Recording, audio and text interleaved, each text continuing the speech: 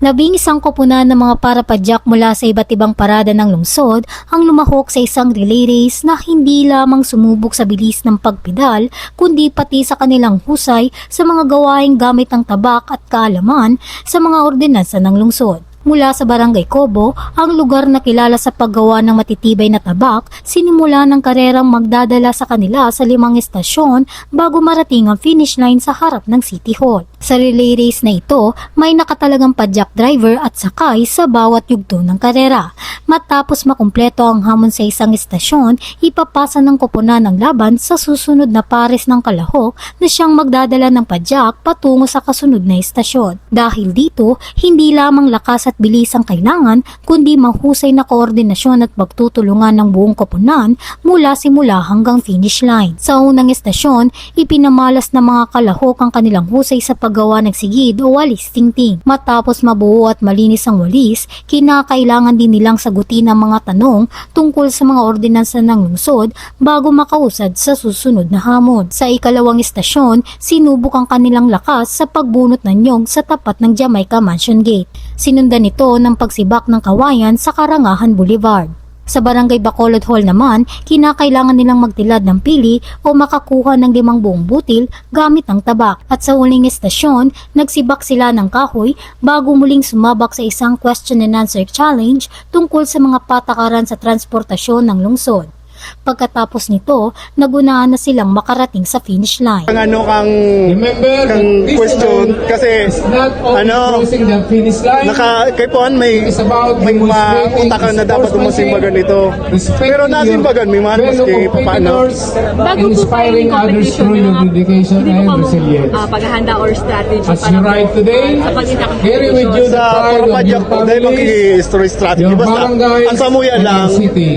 mag-participate ang mayaw ng parada may nakasuporta, yun lang ang importante. Wala nang strategy, mag-enjoy lang. Ayon sa mga organizer, layunin ng mga tanong na sariwain sa mga kalahok ang kanilang mga tungkulin at obligasyon bilang mga transport worker ng lungsod. Iba ngunyan madam kaya may mga pakod kaya madam ang ano niya kaya madam pakaraskasan lang ngunyan may mga pakod may mga bugtong. Ano mas bagay yung po ba ito na may mga Mas bagay ni madam may guardrail siya mas bagay ng pagkawat na ni. Ano po ba sa naging difícil na parte kang competition? Ang difícil lang madam sa pagbala tapos sa pag ano kang pili medyo difícil po pag talaga pili dapat po bilog so susululaw niya po baga. Higit sa kompetisyon, naging pagkakataon din ito upang kilalanin ang mga padyak driver na matagal nang nagsisilbing mahalagang bahagi ng pang-araw-araw na buhay sa lungsod. Nailing ta kung ano ka-importante man ang mga parapadyak sa oral daw na pagkabuhay kang taga-Tabaco, sinda nagaratod ka mga estudyante, mga nagtatrabaho sa opisina, sa mga nagsaraod, sinda po ang mode of transportation sa siyudad ng Tabaco. Sa kabila ng limitadong pondo at panahon ng paghahanda, ngayong taon ipinagpatuloy pa rin ang aktibidad bilang pagkilala sa ambag ng mga padyak drivers sa komunidad. Nakulaw na inyong bagay sa Samuel de Tabaco na dapat tawanan sinda talaga kiyonra. Kasi naling man sa nanindok sa bago namang magmahon po sinda. Mga padyak driver, siguro dapat sa pangurual daw tang hanap buhay sa padyak, totoo, ako unta na may mga reklamo man. Pero at least iyan po, mga isolated cases lang po yan sa mga padyak drivers. Naling tama po na halos kadaklan. Mas nakul bang garara yan nagataw ka respeto asin paggalang sinda po paghanap buhay asin sa sinda mga pasahero. Sa pagtatapos ng karera, nangibabaw ang halos 2 dekadang karanasan sa kalsada ng Parada 2. Mula sa ikatlong pwesto noong nakaraang taon, sila ang nagkampiyon ngayong 2026 at nag-uwi ng 20,000 pisong gantimpala. Actually, taon-taon man kami nag-intra. Kaya lang, ang kagayunan sa Aldaw na Ineo, kami ang nag-champion. Kaya nakapantulo kami. Talento. Tapos sa kusog, kaskas pagpedal. Sir, ito po sir, karang taon ka na sir nagpapadyak?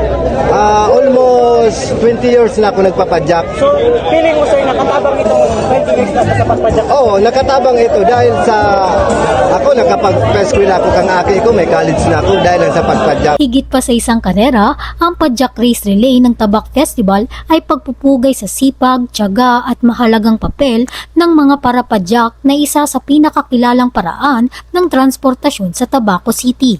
Althea Altavano, Bicol.ph.